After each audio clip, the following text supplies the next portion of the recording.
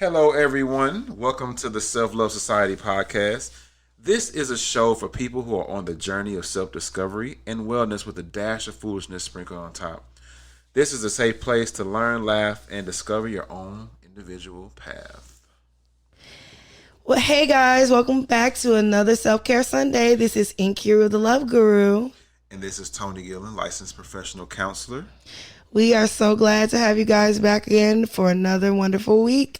We are so happy to be able to come together and talk about wonderful things like we do each and every week. Every week, right? Each and every week. Last week was really fun. Yes, it was. You know, I was triggered though. You were triggered? I was. You know, we all get triggered in our own certain way. For real. But we're not going to go back over those things. You can go back to episode 4. Please don't trigger me again. So. But yeah, so let's check in with each other. How are you doing? I'm doing, I'm just, I don't know. I'm just kind of, I think it's funny when people start talking like that. I just kind of, I just find it funny that, but no, like it's weird. I have like a weird cycle of my body. Like when it gets to this time of the year, I just kind of go into like a reflection mode. Like once it gets to like halfway through November to the end of the year, I just flip into a different kind of like chill reflection type mode. I don't know. I'm not too excitatory, but at the same time, I'm more thinking a lot. Okay. These days. So, I'm okay, but it's like, You say you go into the self-reflection mode. Yes, I do. You're just reflecting over the last year. Yes. So I'm a big person for that. Like, I do it 2 times a year. Of course, I do it with everyone at the end of the year, but I also do it at the end of my year as a person. So the day before my birthday. Okay. So I do it twice a year, and fortunately enough, my birthday is almost 6 months apart from the end of the year. So my birthday was 5 months ago. So it's almost like half and half. It's like a half of the year check-in, where I kind of just do a deep reflection and kind of like a compass check, like just checking a map, see if I'm still going where I want to go, see if, I lost too many life points with that last triggering, and so I'm just kind of, I don't know, like I'm not, I'm come see, come sa, Let me ask you this. So. If you could summarize how you've reflected over this last year in one word, what would you say? What do you mean by how if you could just put one word to, like in while you've been self-reflecting over the last year, what's one word that comes to mind for you? One word that comes to mind for me is that's a good question. It's a therapy. I hate to be therapizing you right now. I would say one word that comes to mind for me when I think about 2020 and Nkiru, I would like to say that one word would probably have to be I can only have one word. One word, that's it. That's all you get. That's so mean. That's one word. It's really hard for me. Y'all know I'm long-winded. Y'all love me though. You can explain it, but it starts off with one word. I just gotta, oh God, professionals and their rules. One word. I hate that. I don't want to use this word, but I have no other word that I can use. What is that word? The word would probably be. I've been back and forth in my head over change or growth. Okay. I'm gonna say growth. Because I'm a little different. When I'm met with adversity, I look at it as an opportunity to grow. And this year has been nothing but adversity for me and like many, you know what I mean? And I feel that even though I was presented with a lot of challenges and I may not have completed all of them properly or whatnot, but each one of them helped me grow in one way or another. Okay. So I would say growth. I guess that's what I'm going to pick. That's good. I like that. Nope, you got to go. This is not my check-in. You the one was talking about reflection. I ain't reflecting nothing. But I want to know what your one word is. That was mean. One word. That's so hard. I like when people ask me questions, so I will gladly answer this. If I had to, in reflecting over the last year, what would my word for this year be?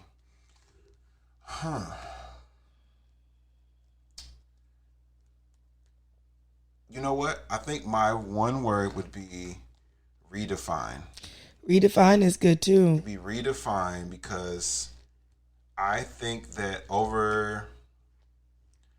up to this point in my life, I lived life in one way. Mm-hmm.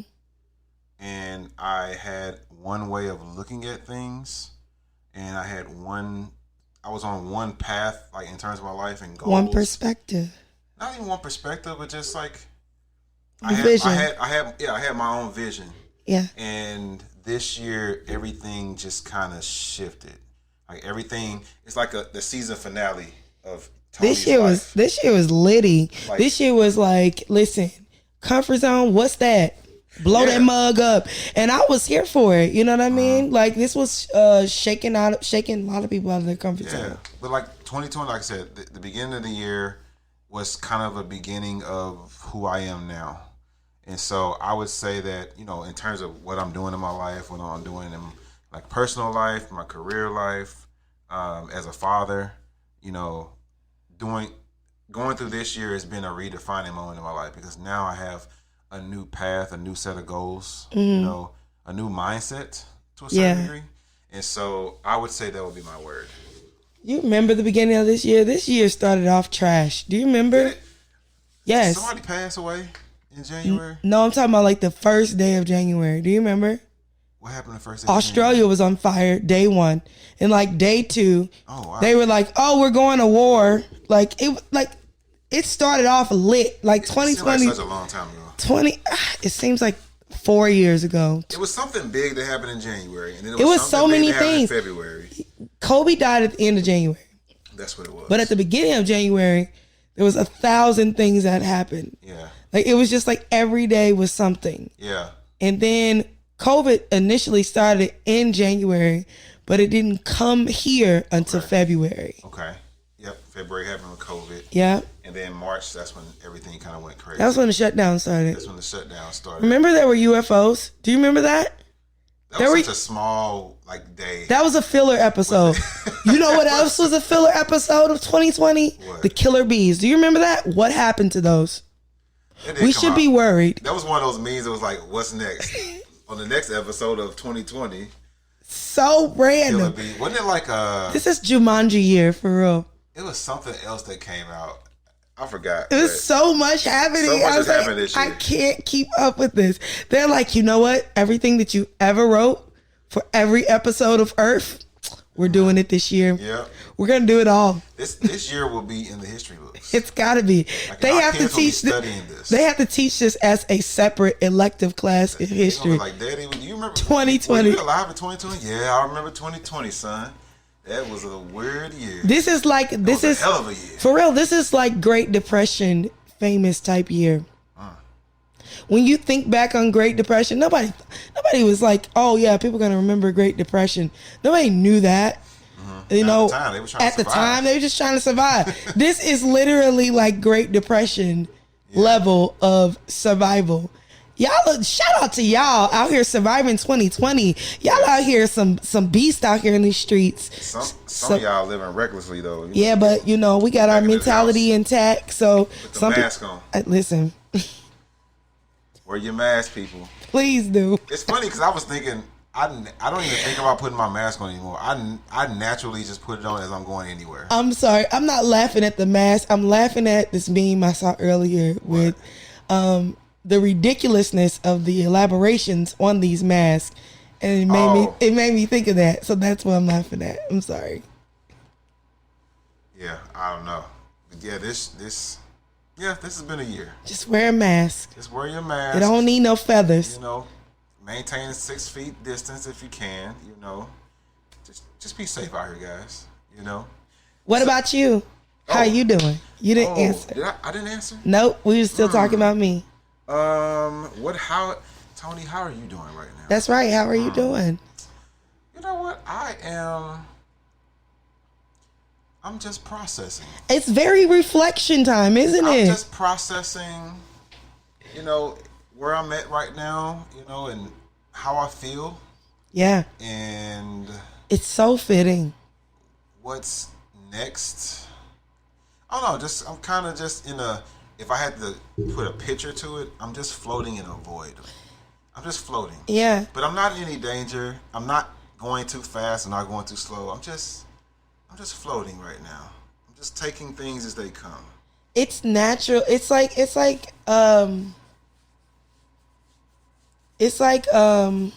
a good word for it? It's like naturally a good reflective period. I don't know. Like it's something about maybe it's the safeness of this time of the year or the familiarity of this time of the year that makes you feel like this is a good time for me to let my guards down and just this process. Time of year is actually very happy for me because I love the holiday season. It's this time of the year always brings about happy memories and joy. I love holiday music. This is my favorite time of the year. So it's a lot of happiness that comes with it. But in terms of like where I'm at now, it's just kind of like I think also with COVID happening, it's kind of changed a lot of stuff. You know, there's no like at the beginning of the month, you know, we might have been talking about, hey, how are we going to celebrate together? Right. But nobody's having get-togethers. Right. You know, and so it's just like, okay, who cooking? I just sent me a plate out. I reached out to my cousin the other day. I was like, hey, I know you cooking. I like your mac and cheese, man. Just put something out on the step and on the steps. You know, I'll just drive by and get it. Man, you know, listen. That's just how we living right now. It's a whole new world. It's a whole new world this year. So hopefully next year, you know, 2021 will be somewhat back to norm. But you know, I'm not gonna hold my breath. I'm just hoping I can get a good birthday. When's July. Oh, cause I don't trust nothing That's so before. Far away. No, I don't trust nothing before July. Like, I just don't. First of all, nothing is solidified with this presidency, and just knowing like politics and everything and how weird things can really get. Like, it can get as so bad as the House and the Senate picking the president of the United States of America. And if that happens, it can be just as terrible as Joe Biden being the president and Donald Trump being the vice president. That's how crazy this has the potential of becoming. Oh, you're saying that, you know, you don't even have any expectation. You expecting anything to happen. I'm expecting anything. I can't listen. I can't let my guards down just yet. 2020 has taught you to keep your hands up. 2020 has taught me, listen, I'm shaking up everything. Mm-hmm. Don't get too comfortable, because I'm gonna shake that up too. But I'm here for it. I'm not afraid of the challenge. So okay. I'm here for it. Did you happen to see the Young Jeezy and Gucci Mane versus battle? You bet your bottom dollar I saw it. What you think about it? Let me tell you something. I'm so proud of Jeezy in particular. Why? Because I really like the fact of, first of all, the fortitude that it takes to be disrespected on such a high level and still stand there and maintain your integrity is great, in my opinion. You know what? My thing with that is, here we go. I understand that. You know, I understand what it's supposed to be. I understand that Jeezy was like, you know, hey, this is a platform for us to really squash things and to show the younger generation another way of dealing with conflict. But also, I feel like he also doesn't have the right to dictate that, because he allegedly tried to kill this man. Like, if somebody tried to take me out, why did you agree? How you gonna sit here and try to tell me I'm trying to, you know? Because you agreed to come and sit down with me. That don't mean nothing. You reach out. Okay. If somebody try to kill you. Okay. Right? I'm putting it to you like this. I'm putting it to you like this, Tony. If you try to kill me, right? Okay, all right. You try to kill me, and then you say, you know what? It's been 20 years, and I said 15 years, Tony. And then you say, okay, that's neither here nor there. No, it isn't. It is here and there. Man, we're not going to just scooch past that. You tried to end my life. Listen, but I say 15 years, Tony, and you say, okay, but let's sit down and let's have a moment where we discuss. Because really, verses, that's what it's supposed to be for. Like, it's supposed, initially when they created, it's supposed to be an opportunity to highlight the artist, and then they discuss and talk about their pieces and everything that goes in between them. It would have been a good counseling situation if they would have used it for what it was for, but they didn't. They used it for a rap battle. You try to kill me, I'm about to say whatever I want to say right now. It's so because, and I don't have no problem with it. So you know what the nature of the show is. They put the thing together. You reach out your hand to me. Mm-hmm. And then I accept it, knowing what the nature of the show is, and then go there and be like, bump all that, I'm going to do my own thing. Exactly. Because at that point, you're not thinking that I'm going to do my own thing. You know that I don't like you, but you know what the nature of the show is. I'll take you back to Brandy and Monica. They didn't like each other either. They didn't have, listen, they didn't have the same. Monica didn't try to kill Brandy. I was just about to say it, but what I'm saying is they had the same level of not talking to each other for 20 years. Well over 20 years. Like, they had that same level of crazy, just, I don't fool with you. But they still were able to, and I still don't feel like they fool with each other like that anyway. You know what I mean? Yeah. But they were able to sit down and have a dialogue and show growth in a person. I feel that is why I was proud of Jeezy. Because I see growth. Guwap, not so much. I'm not gonna say I don't see growth in Guwap, because I think that he probably went on the versus battle to promote himself. Of course he did, which is fine because he's an artist. He's a business. I'm not saying that it's not. I'm not gonna say that he didn't. I'm not gonna. But he did a terrible job promoting. I'm not gonna hold Jeezy up here and have him down here, because I'm not. Jeezy did just as much terrible stuff that. Of course he did. Gucci did. But here's the thing. I'm not gonna say that he did a good job promoting his business, because when did he do a good job promoting his business? He spent majority of the time focusing on his brand. He promoted his brand, which is Gucci Mane. When did he promote Gucci Mane? He promoted himself no matter where he at. He promoted the beef. Now people could say, okay, he promoted the fight. Yeah, I mean, it is what it is. But that's not necessarily promoting your brand. Now I will compare it to Monica and Brandy. Monica got on there. Did you watch that one? Please tell me. Thank God. Well, Monica got on there and promoted her brand. That's the difference. Monica was like, whatever, here's a new album. Bam, here's my new single. We gonna play this when we in the mirror.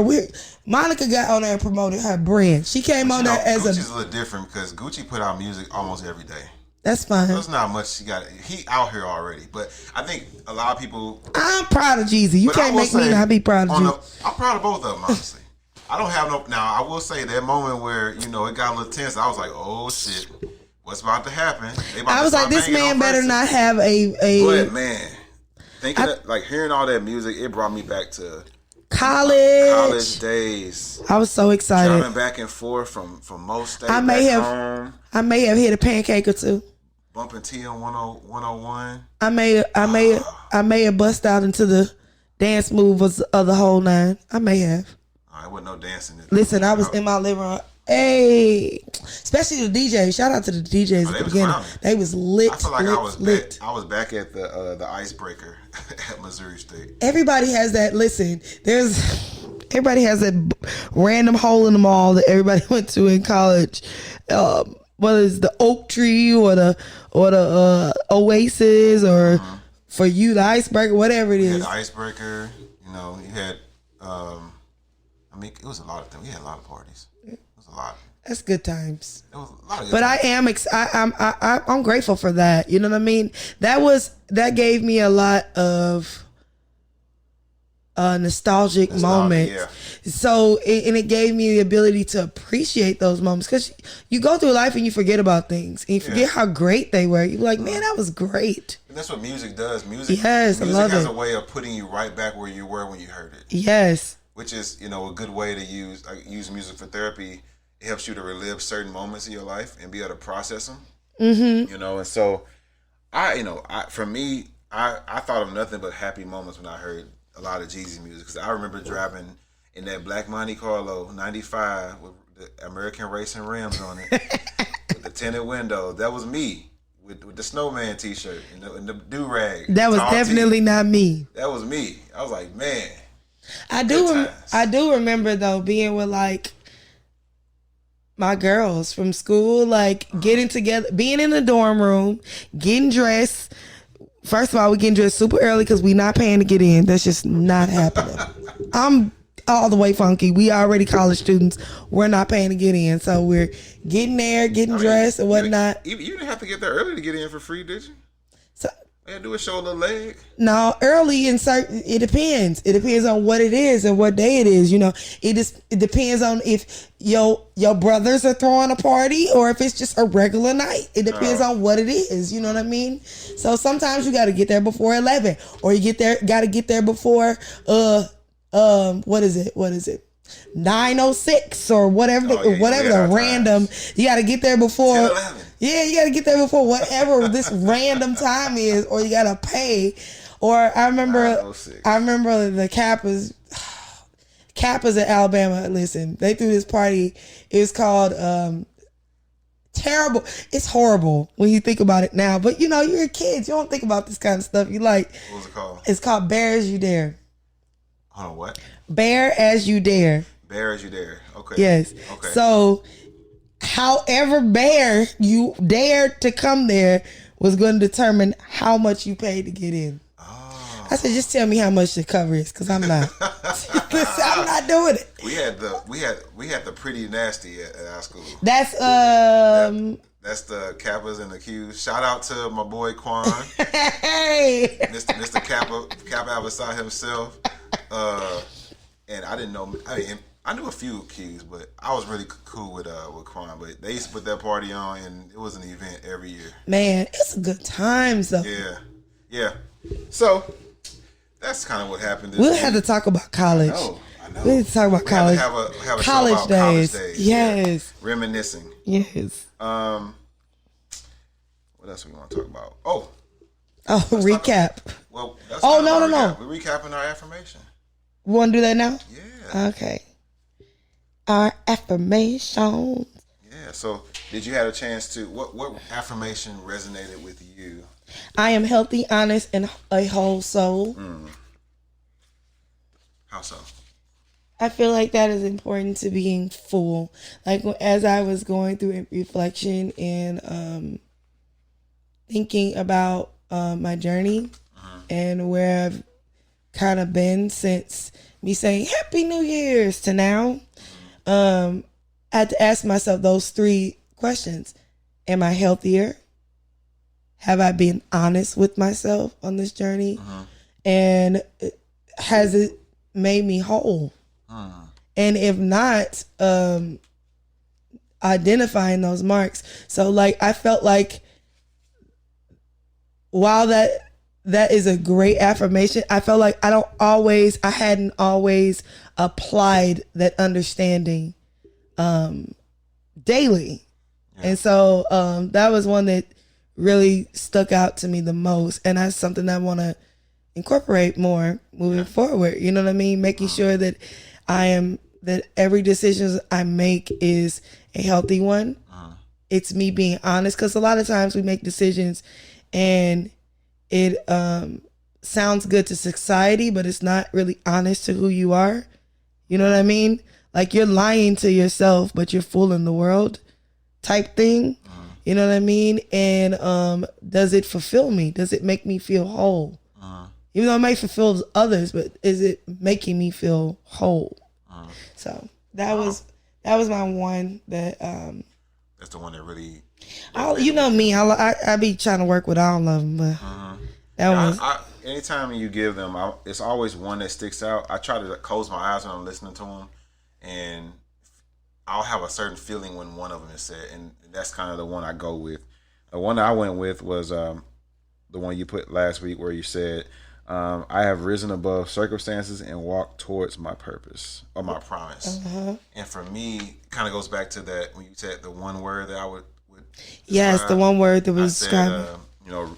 redefine, because I would say the last few years were really hard for me in different areas of my life, and in the big thing of coming to the end of everything that I had really worked for, and now having to still move forward, because there are certain things that I felt God had called me to do, and so it's making sure that I'm still on that path, and I'm a spiritual guy. I believe, I'm a Christian, and I believe in God and all that, and so I feel like I have a really good relationship with God, and so I know one thing He always called me to do was to help people. Yes. And so I just kind of leaned into that. Like, how can I help people? How can I be of service to other people? That's beautiful. And so with that, it's kind of taking me on the path that I'm on now. So, that's wonderful. So it kind of went with that affirmation, which I liked. A lot of good reflection on that. Okay. What about the journal prompt? So the journal prompt last week was to describe your perfect day. Like, what is your perfect day? What did you come up with? So my perfect day, I realized when I was doing this that this was very, very hard for me. Okay. Probably has a lot to do with the fact that I have some perfectionist tendencies. Okay. And so I had to alter it a little bit because I was struggling with the word perfect. So what I changed mine to was, what is my idea of a very good day? Okay. And so for me, it's a lot of pressure that comes with it was so much. I couldn't do it. I was like, perfect. Okay, well, if I don't include it was a whole thing. I was like, you know what? This is not my perfect day, trying to figure this out. This right here is making my day unperfect. So what I realized overarchingly would be an indication of a very good day is a day that just flowed, that didn't have a lot of requirements or responsibilities, and also didn't have the stress waiting for me tomorrow. Okay, what I mean by that, because I know you're probably like, I don't know what's going on. Okay, so because I'm like hyper busy all the time. Yeah. And some people be like, Cherie, take a day, chill, Nkiru, like, you don't have to bam, bam, bam, bam, bam all the time.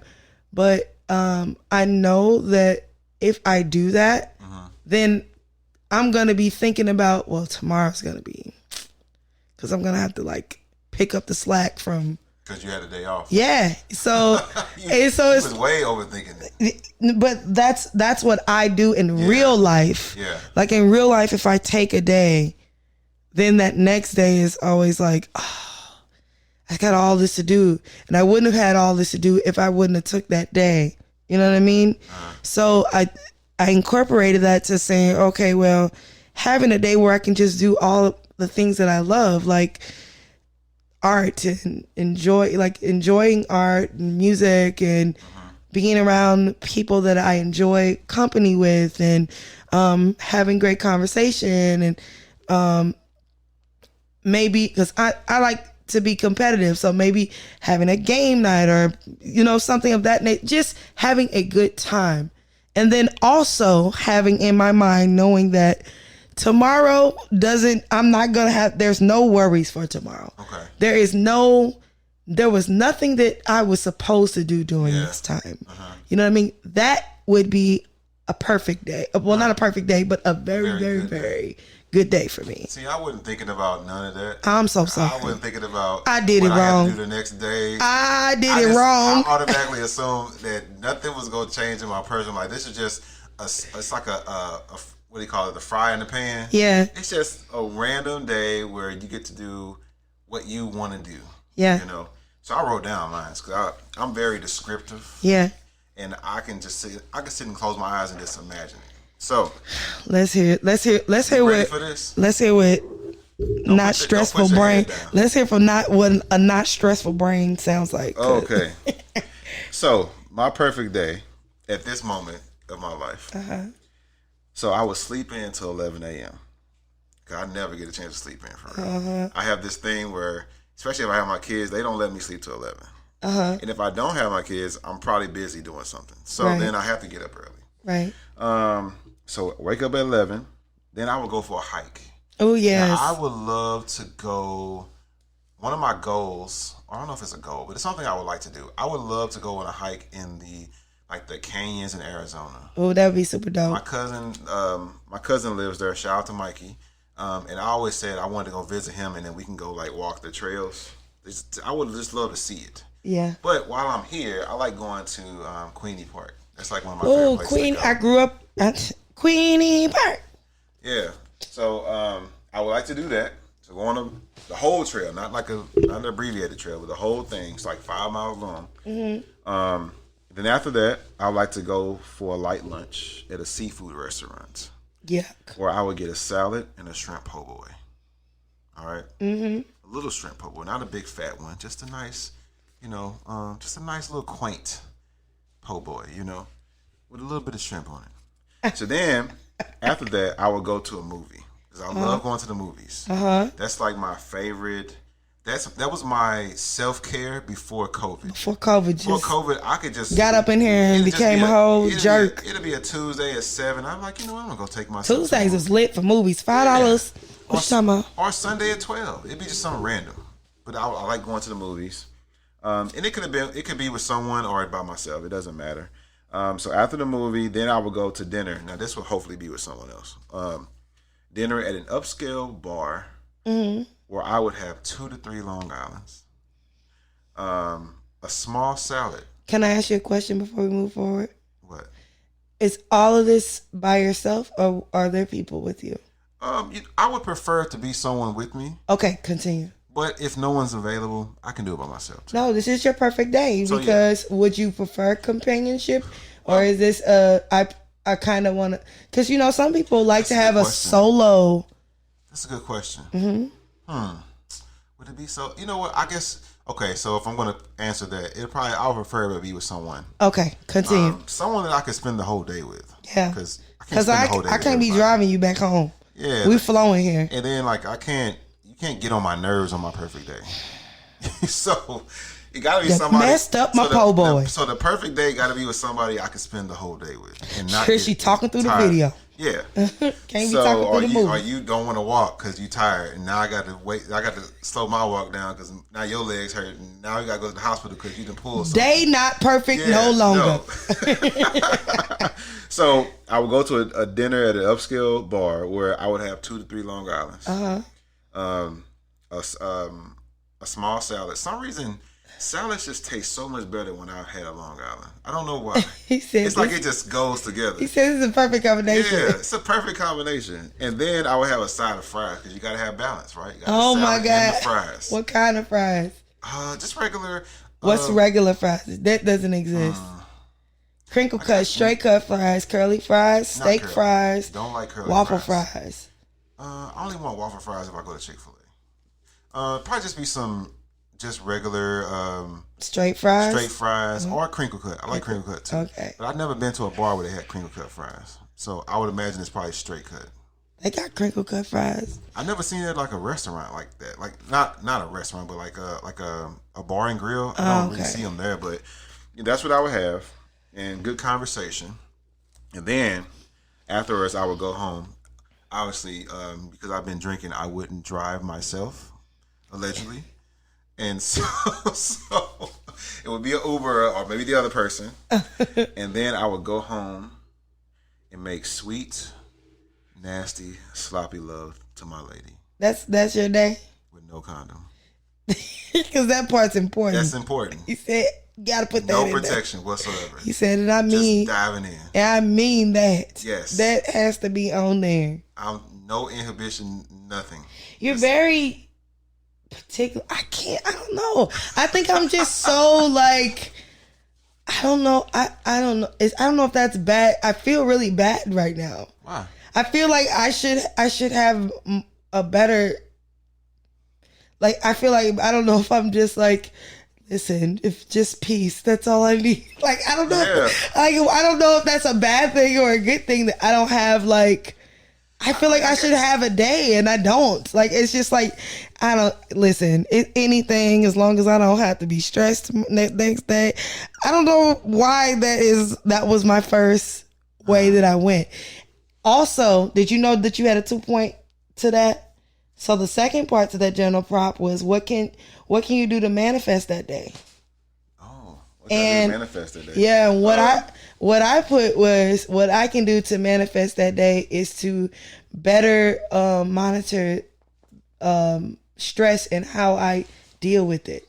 That's what I did. Yeah. Because I feel like, well, I could have a lot of very good days if I treated stress better. I feel like I probably don't when it comes to that because I just want to do well. I don't know. I think you seem to be a type of person that you run. It's normal for you to be busy. It is. And so when you don't have anything to do, it's I get nervous. I'm like, something's wrong. Yeah, it's the opposite. Like normally you're stressed because you have so much to do, but you're stressed when you have nothing to do. Because I feel like something is something's not getting wrong. done. Something is not getting done. Mm-hmm. It's almost like when you get paid and you have just enough to pay all your bills, and then you get that one check you get paid, you're like, I have too much money. Something's wrong. Something didn't get paid. He said, what are you talking about? I only put that right in the savings. I can't relate. Savings account. No. Act like it don't even exist. You know, like when you look at your account and you like, I have more money than I thought. Oh, it's like a little stress. Like, okay, what didn't get paid? Yeah. Like, that's how I feel sometimes with like my time. When I have extra time, I'm like, why do I have this extra time? What am I supposed to be doing right now? It's something I'm supposed to be doing and I can't remember what it is. And then I'm going to be really frustrated with myself that I didn't remember. I think I'm somewhat like that. Like, I'm a busy person as well. Mm-hmm. But like, you are a busy person. You like really good busy though. I should tell you that more often. Like, you're busy, but you're like, or maybe you just got great poker face because you like super chill. You're like, I do this and I do that and I do this and I do that. The thing is, I'm just a go with the flow person. You're so chill. Like, I don't like being stressed out. He's super chill in real life, yo. Like, even when I have a lot to do, I'm just like, okay, well, let's just do it. And then then we're done. I'll be like, let's make a list. Yeah. Okay. Check. Yeah, like, so to answer that part of the prompt, the thing that I can do to manifest it is just to make a plan. I think when I plan, because I'm the type of person that kind of operates on a calendar, which I hate, but it's just the way that it is now.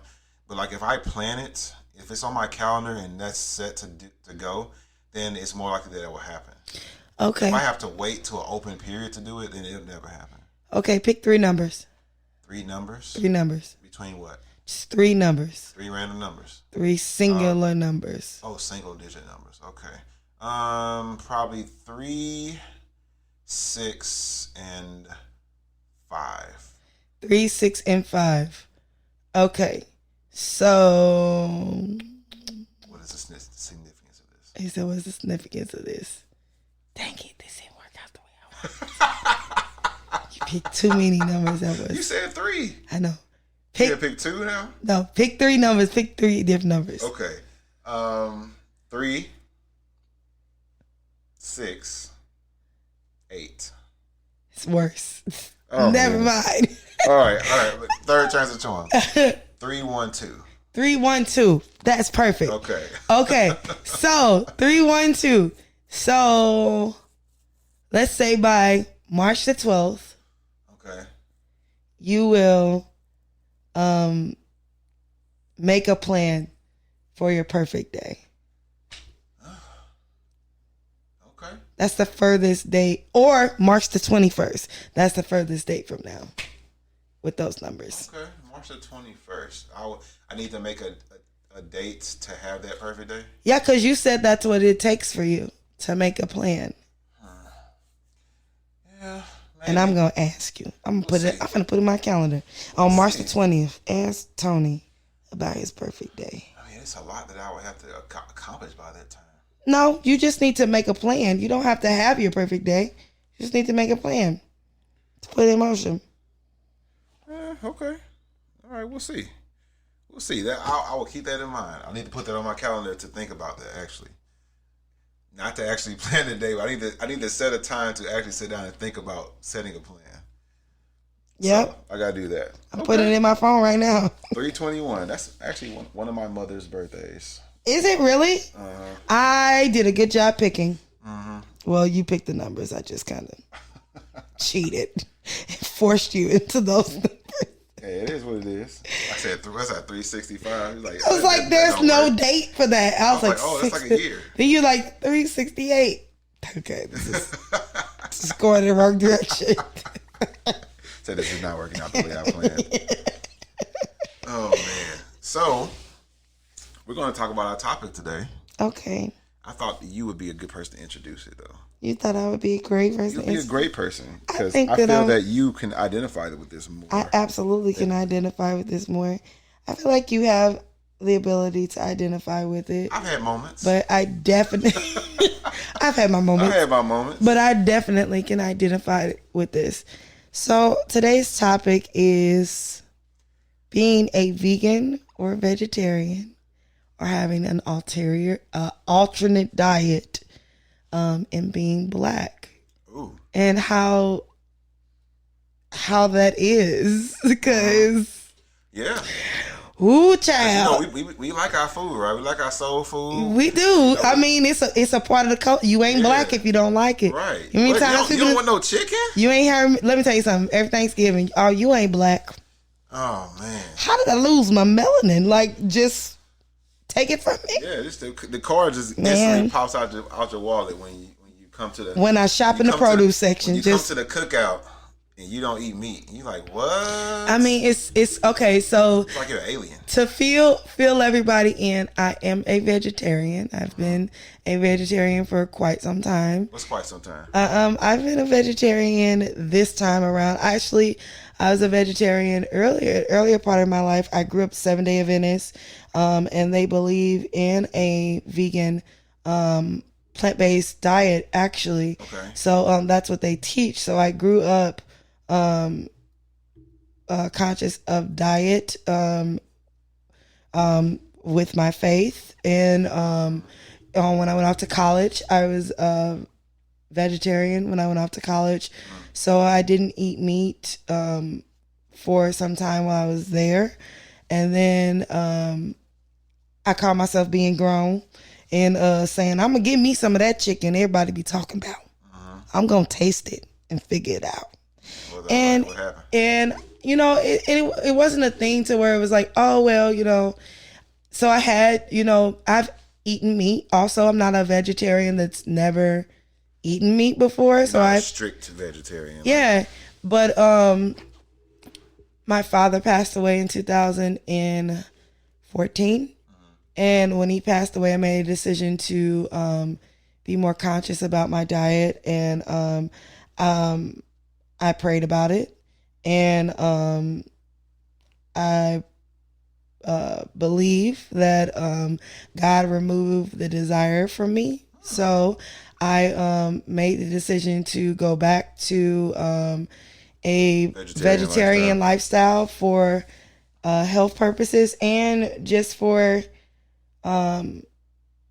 other reasons, like my future purposes and what I want out of my life and everything. So since 2014, how many years is that, Tony?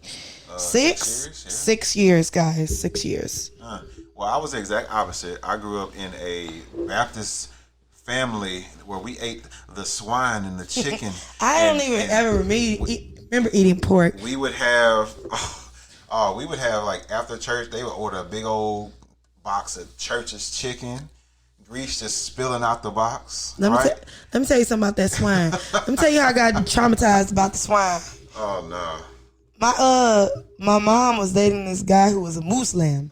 Muslim. And we was children, and we didn't know nothing about nothing. And we was eating I don't even know, it was like, probably like either pork chops, hot dogs, or bologna. One of the two, one of the three. We were little kids, and he came in, and I'll never forget this. And he was like, "You got them kids eating that swine?" And I didn't even know what swine was. I was like, "What is that?" Like, this a hot dog. I don't know what.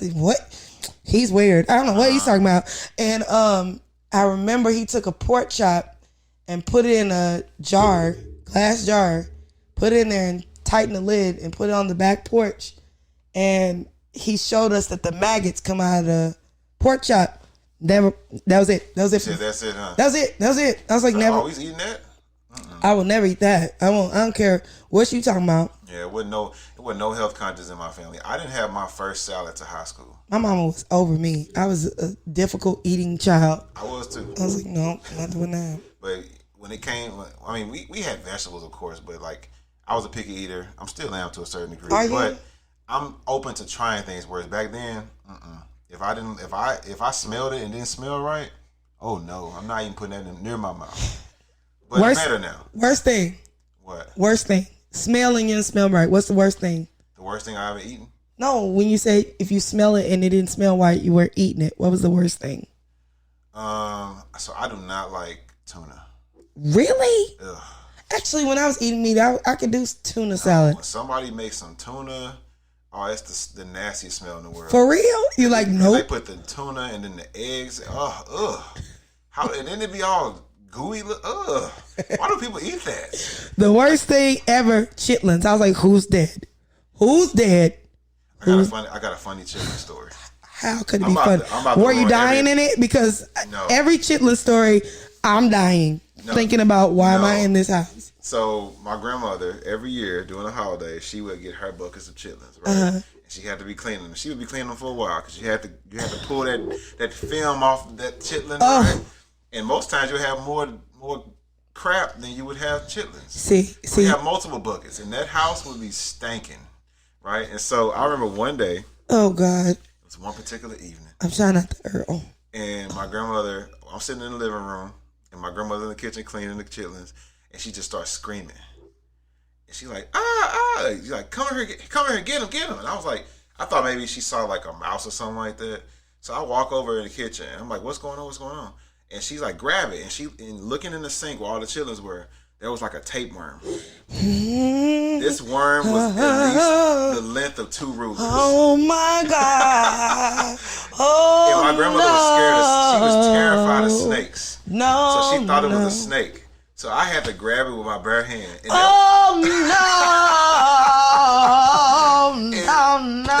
and that was the strongest worm I ever grabbed. Yeah, I'm dying over here. That worm was that thing was strong. So I picked it up and I threw it in the toilet and flushed it. Tony, I can't. Y'all don't do stuff like. Listen. That's probably the last time I ever ate chitlins. Jeez. Oh my gosh. I can't. I can't speak. I just want listen. Put in the comments below if you died with me, because I can't. There was so many. True. This is so true. I can't. I'll never forget that. I will never forget that. So okay, I have so many questions. I do. Oh my goodness. So what do you mean? Like, okay, so it was how long? It was about the length of 2 rulers put together. Like 2 feet. Oh my God. Okay. So it was like in the chitlin. Oh my Lord. Scared the crap out of me. He just walked over. That's my dog we're talking about. He just walked over and heard us laughing, I guess. No, it was about the size of 2 rulers. I guess she had just poured it out because it couldn't have just been sitting still. And it was just in the sink, or what was it? Because in the sink, it was just a bunch of chitlins in the sink. And what do you mean strong? This is disturbing me when you say this word. It was very strong. I don't understand. You ever picked up like a worm or something? I don't want, no. Well, fishing. Yeah, when how soft it is and how it don't. That's why I'm confused. It might squirm, but it's not like enough to do anything. You still holding it. No, this thing was like you can feel something like it had muscle. Bruh, no. That stuff like that, I don't know. I'm a weird person. Like, I know that I'm a human and I'm like bigger than stuff, but that stuff like takes me out. That, mice, spiders. No, I can't. I mean, I'm not doing it. I'll never forget that though. That was because I was shocked to see it because I had never seen anything like that before. Okay. I thought it was just a worm. Well, I'm gonna give you my most traumatizing. I have two traumatizing food outside of what I've already told you. I have like a lot of traumatizing food things. Now that I think about it, but one of it was traumatizing based off of watching a movie, and the other one is traumatizing because my mother traumatized me. Okay, and yes, mother, I said it because you traumatized me. So it was for Thanksgiving actually, and in classic Black girl tradition, you're learning how to prepare food for Thanksgiving. So you're in the kitchen with the aunties and the mamas and the grandmas and everything. Big mama. And I was next to my mom and we were preparing the turkey for Thanksgiving. Okay, first of all, I already know my siblings is dying right now laughing because first of all, I didn't know so many things. There's so many things I did not know. So many things, Tony. So many things I did not know. I didn't know, like they take the turkey neck off and all that stuff and they shove it up in the turkey. When you're a kid, you don't know that. You don't know what's going on. Okay, you don't know the giblets. Yeah, you don't know what the giblets are. Okay, so. Listen. A little bag. Where does little bag come from? Listen, when she pulled them daggum giblets, I said, okay. What is it? I thought it was like a baby turkey. Oh, man. I thought it was like a baby turkey that was inside the turkey. I don't know. Yeah, like I thought it was a baby turkey that was inside the turkey. And then she took it, they take the giblets and they chop it up and put it in the dressings or whatever the case may be. And they do that. I threw that bag in the trash. Listen, they do that. Telling you, these people, they do that. Don't need this. By these people, my mother, they do that. And then they cook it in the dressing, like the neck and all that. They cook it. And then back, this was like 90s, early 90s or late 80s or whenever this was. They took the dressing. Well, she took the dressing and shoved it up the turkey. I'm like, this is like a whole, like, I feel like I just went through something. Like, it was just too much. I didn't eat dressing. This turkey I didn't eat dressing. This turkey gave no consent to all this. I didn't eat dressing until I was an adult in college. I refused to. I was like, I'm not eating that. And then black eyed peas. I wouldn't eat black eyed peas because of Crooklyn. What happened in Crooklyn with black eyed peas? Is it because they kept making that boy eat it and he didn't want to eat it and threw it up? Okay, that's what it was. And when he made the statement, it's looking at me. That was it. You said that was it, huh? No, I'm not finna eat that. Them eyeballs, I can't do it. I don't think I've ever eaten that black eyed peas. No, I can't do it. But everybody eats dressing, so. But everybody eats black eyed peas and like cabbage and stuff like that for New Year's and stuff like that. That's like a big black. I mean, is that a black tradition?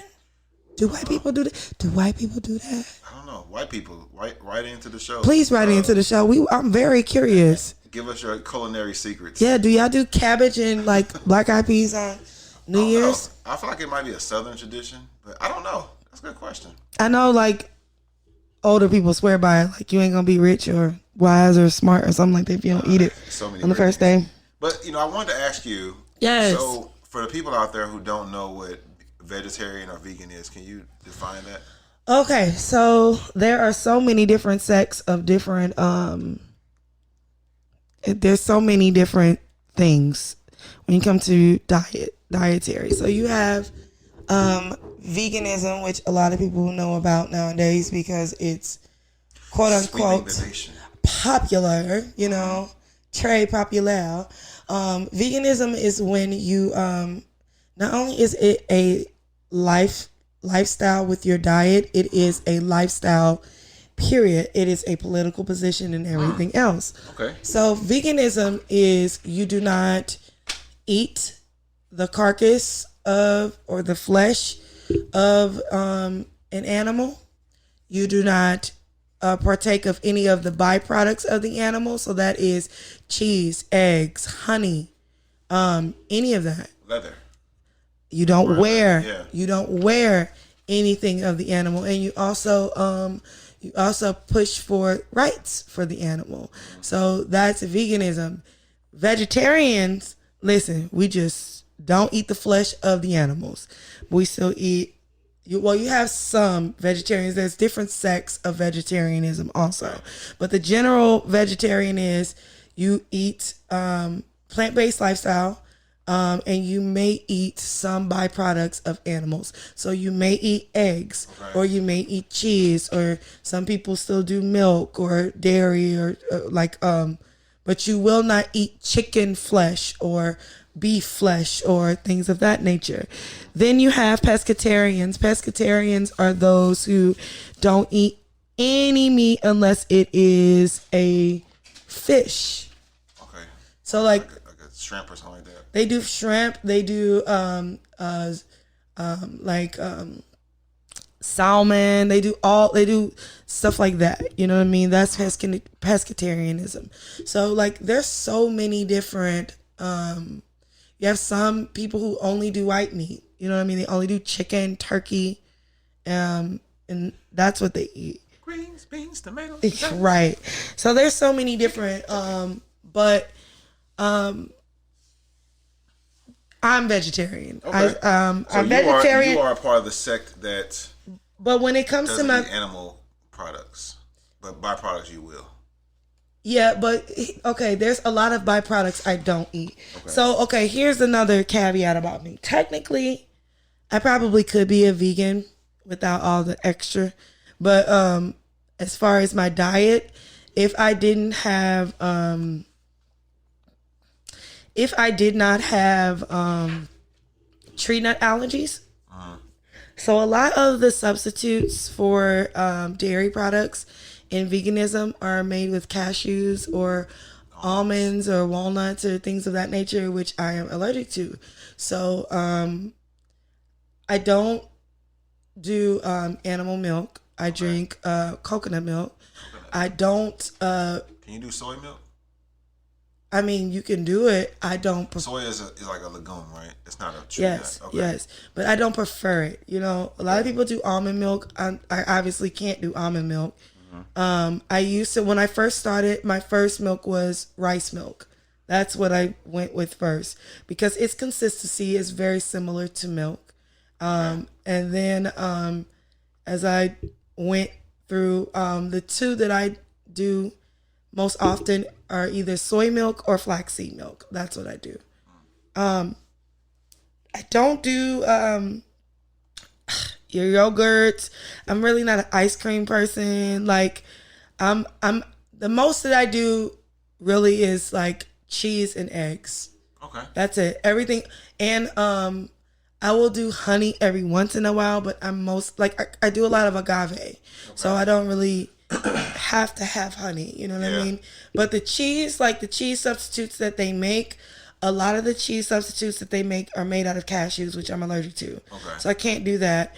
But a friend of mine, shout out to my homegirl, hey Demo, she's newly vegetarian too, and she's found a couple of substitutes for those two things, like mung bean. Like a lot of people use mung bean powder to make eggs instead of using eggs, so it's kind of like an egg substitute.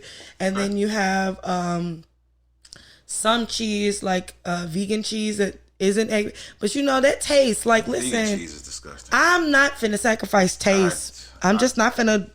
I'm not finna be miserable. It's called like I know there's one cheese is called like Daya cheese or Daya. Daya, it's gross. Oh, I ordered a pizza from Whole Foods once, and I was like, let me try this Daya cheese. It was the nastiest pizza, and I love pizza. Did you feel like Trey off of Boys in the Hood fighting? Just yeah, that's how it was. I was felt like you wanted to fight everybody. I ate it, I finished it because I was hungry, but I wasn't happy about it. So this is angry food. Yeah. So we talk about like vegetarian and veganism in the Black community.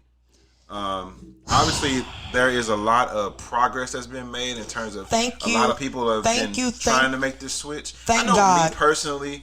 Shout out to Dr. Sabi, if you know who that is. Yeah, shout out to him, friend of the podcast. Friend of the podcast, ancestor. Shout out to Dr. Sabi. I know eventually I want to become I think my ultimate goal in life is to become, not ultimate, but one of them is I would like to be a vegetarian. I don't know about vegan because I love M&Ms too much. Hey man, listen. I do chocolate. I do that. You do chocolate, okay? Because you know when you straight vegan, you only eat the vegan chocolate. And I don't know how if y'all been to the store, but vegan chocolate costs too damn much money, and so I would rather just have a regular bag of M&Ms, and I'm perfectly fine with that. Mm-hmm. So I think that would keep me from becoming straight vegan, but I would love to become a vegetarian one day. But talking about that in the Black community, even though we've made a lot of progress, there's still a lot of stigma. Let me tell you something. You want to know where the biggest stigma come from? What? Your daggone family. Okay? Okay. I come from a pretty decent sized family. None of my family members eat the way that I do. Oh, wow. Listen, it is a constant. Okay. What is that like? Oh, you got to be ready. It's like going on Wild 'N Out every day. Okay. You got to be ready for the jokes. Mm-hmm. Like everything, you can't go to no family function without hearing, oh, we got some grass for you. This is like it's always a thing. Like it's a spotlight that's put on. It is. It's like you got to battle. You have to always battle about and explain yourself, and then it's always when are you gonna stop? It's almost like they talking to you like you on heroin. When you gonna give that up? Yeah. Just come on home. We love you over here, and it's like I'm just eating right. I'm not on heroin. Like what is going on? Like seriously, they would. Why do you think that is? Because I feel like I don't know. Like I don't know if they feel like. They feel silently judged or silently they feel like I'm pressured to think about their health, but it's none of that. Like my choice of becoming vegetarian is something that, like I said, I came to this point. I felt that God was leading me to this point. So when I got here, it was because like literally it went slowly. You know what I mean? Like first I stopped eating beef. And then I stopped eating chicken. Most people were like, I didn't see that coming. I thought chicken would be less go. Like I literally bit into a chicken and I felt like God gave me a vision of biting into a real chicken. And it was just like, I can't do this anymore. Like I can't. I wish God would give me that vision. Like I'll be turning some chicken up. But I think it comes to people when that's their own time. Yeah, in their own time. And and that's another reason why I don't personally resonate with veganism, because I don't believe in pressuring people to do things. Yeah. I don't believe in shaming people either. You know what I mean? Like we don't eat the same. You and I don't eat the same. But we can literally go to a restaurant and sit down and you can eat whatever you want to eat and it's not gonna bother me that you're eating whatever you're eating. Yeah, you're not gonna turn your nose up at me. Unless it is them chitlins with a daggone tapeworm. I'm out of there. But if it's any normal food, like I can sit there and while you eat your food, because that's your choice. You know what I mean? I have a healthy understanding of people making their own choices. You know what I mean? But I just can't. I don't know. Like I just don't understand why in the Black community, I have yet to find very many or a plethora of Black people who feel that way about vegetarians or vegans. Like they never say, well, that's your choice. It's always, what's wrong with you? Yeah, Mama ain't raised you right. You ain't gonna eat no chicken. I mean, what you gonna do on the holidays? Yeah. What you gonna do on Thanksgiving? What you gonna eat? Do you know how much food doesn't have meat in it? Like, I can eat everything except for the turkey and the ham. Everything. Yeah. I be throwing down on Thanksgiving. I don't know what y'all talking about. I'm eating everything. I know there was a time in my life all the best food is the sides. Where I was like really trying to make a switch to like veganism. And yes, I remember that. I remember holiday times where it seemed like the spotlight was on me. Like, it always is. It's like, what is he eating on his plate? And they wait for you to make your plate too. Or like what I would do sometimes is I would bring food that I could eat. So I might bring my own food, or I might eat before I got there, and then I might I eat still a little do that. bit. And it's nothing that I could have done to take the spotlight off. Whether I ate before I got there, whether I ate when I was there, it was almost like I was the center of attention. Yeah, even like this last when I went to the funeral. Now that you say that, I found myself. I called my sister like right when we left the gravesite. Okay. I called my sister. We were on our way back to the church, and I said, "Hey, so we're gonna go eat." She was like, "Yeah, they got food at the church." I'm like, "Okay, like, do I need to go get food on the way or something?" Yeah, like I don't, She was like, "I mean, I really don't know," because she didn't prepare anything, so she's like, "I really don't know, but I won't feel offended if you leave when you get here, because I know that you're hungry and you need to eat just like everyone else is eating." Yeah. And I don't want you to feel like, oh, well, you just have to sit here and not eat anything just to be around family. You know what I mean? Mm-hmm. But it's like, I think a lot of people don't realize how much that plays a big part of our culture, because so much of what our gathering revolves around eating. Uh-huh. And it's like when you want to be a part of the gathering, but then you don't want people always be like, oh, it's so extra to accommodate for you. And I'm like, it's really not. Or, just make the same thing, and before you put the meat in it, put it in a small pot over here and make it the same exact way. I'm gonna be happy. But people feel, and I can't speak for other cultures, but I feel like in Black culture, people are very much tied to their cooking. Yes. So when you don't eat their food, it's almost like you disrespected them. It is very much. Well, okay, so my eldest sister, her husband is Mexican. And shout out to my brother-in-law. He is my favorite. And listen, but and he's a chef also. So and I love tacos, okay, in every way. Tacos. I love everything Mexican. If I could be Mexican, I would, for real. But there is a lot of meat in their culture also, and I feel like they're tied to their culture. And I would never forget, like, when I became, like, even still to this day, every time we get together, he'd be like, "Are you still doing that thing? Just tell me when you're done so I can make you some food." Like, he seems so genuinely concerned about that I'm malnourished. Like, I feel like he thinks that I'm gonna die because I'm. Well, that number one question that you hear is, where do you get your protein from? Oh, I get it from spinach, black beans, all kinds of quinoa. But like when you say that, people that they don't accept that. It's like, no, you only can get it from meat. You have to understand that meat got their protein from somewhere else. The strongest animals on the earth are vegetarians, and they get their protein from plants. Yeah, exactly. So, and you don't really need a lot of protein. You need more of a balance than. I feel like a lot of people think they need more protein than they actually do. Yeah. You were speaking earlier about like why people feel a certain way towards it, that feeling judged. I think that like from an evolutionary psychology perspective, like prehistoric man, moved in groups. And so when there was one person that was doing something different than the group, they were oftentimes ostracized because, especially if it was something that could be beneficial, you don't bring something to the group that's better than what they're already doing, because then you will be looked down upon. Yeah. And so you had to kind of hide it until it became something that everybody did. That's true. And I feel like in this culture, since it's starting to become so more widespread, it's starting to be more accepted. But, in our own families, it's still a stigma with it. I think that it's a stigma. I also do, however, think that it's, even in the Black culture, like, of course, it's a stigma for anybody in the Black culture, but I feel like it's even more so a stigma for Black men than it is for Black women, because I feel like vegetarianism is paired with weakness unnecessarily. Like, oh, you're not eating meat, you must be weak. You must have puny arms and can't do things, and like, I don't know why that is. Like, it's just paired together that way.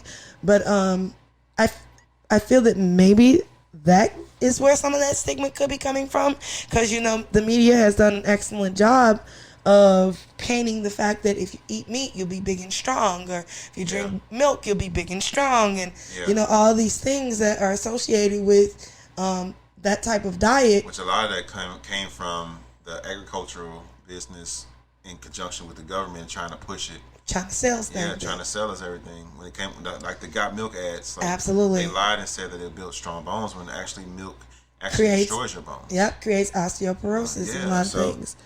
So it's just, for me, I felt convicted about a lot of things. Like, my dad, rest his soul, passed away from lung cancer. Okay. And one of the lessons that I got from that situation was that lung cancer, you know, my dad was a heavy smoker. Okay. And so for me, you know, even before, like when we were younger, we were kids, like my dad loved me. Like, loved me. We talked about this before. But I got away with murder, with doing things that no one else could probably do with my dad. What I mean by that? Okay, so like my dad, like I would come to his house and break up his cigarettes. Okay. Like me and my cousin, we would take his cigarettes and break them. Like, could nobody else do that? He'd probably fight them. You know what I mean? But I'm his child. And he's like, you know, so I got away with murder, but he understood like my heart of where I'm coming from. Yeah. Like, I don't want you to die. You know what I mean? And so like when he started to go through like when he got lung cancer, and then he had to go through chemo and surgery and all that kind of stuff, and like I had to watch him, you know, like my dad's always been like big strong guy, you know, like that's my guy, and I had to watch that. It just made me take heed to choices. We all have choices. And we're all accountable for our choices. Not saying that he deserved anything, but we all make choices. You know what I mean?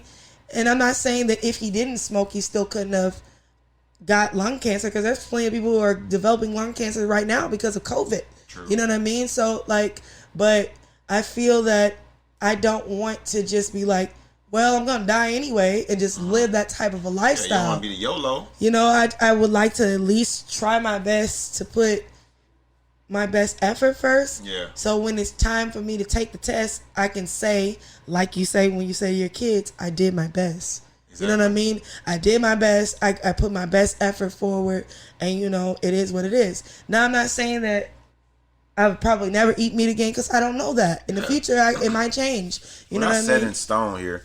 And anytime you make a declaration for something, you're asking for trouble. You're getting in the way of your own growth, because we change every day. Yeah. And so to sit here and say I'm never doing something again, no matter what it is, is doing a disservice to yourself and your own growth that you have. That's true. You know, you said like, I feel like you said the word conviction. I feel like that is what's needed in order to really make that switch. Do you agree? I do. I feel like that is what's needed to make any sort of diet change or a lifestyle development, even if it's not veganism or vegetarian.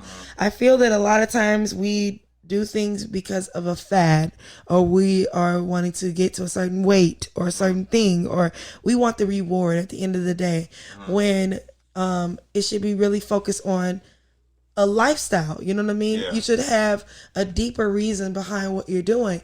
And when you cultivate and come to that deeper reasoning, it doesn't seem like a chore. Like I don't feel like I actively have to stop myself from eating meat. I feel like meat eaters think that I do. Like, ooh, man, I know you having a hard time. You smelling that? Like, no, I actually don't even smell it. Like, it doesn't even entice me in that type of way. You don't think of it along the lines that they do. I don't think of it as food for me. Like, I can smell black beans and be like, oh man, I'm finna give me some black beans. That right there, lit. Or fruit or something like that. Like my palate has evolved to something different. You know what I mean? And I feel like that is for anybody. Once you change your diet, your palate will, if your conviction is deeper, your palate will evolve to whatever your diet is. What do you, so in terms of, you've been a vegetarian for 6 years, what tips could you give people who are currently vegetarian or vegan or are trying to make the switch and they're dealing with family or people that aren't as supportive about it, what tips would you give? First tip that I'm gonna give you is remember why. Don't do this for anybody but you. That's my first tip. Okay. It needs to be for you. It should not be for anyone else but you, because hopefully, I pray that this is not anyone's situation, but let's just be real. We Black. Hopefully you have a better support system, but the support is not going to be there. You know what I mean? Like, It's almost like you have to prove to them that you really mean that you don't want to eat meat. Like, they're going to test you. They're going to shove meat in your face constantly. Like, so prepare yourself for that. And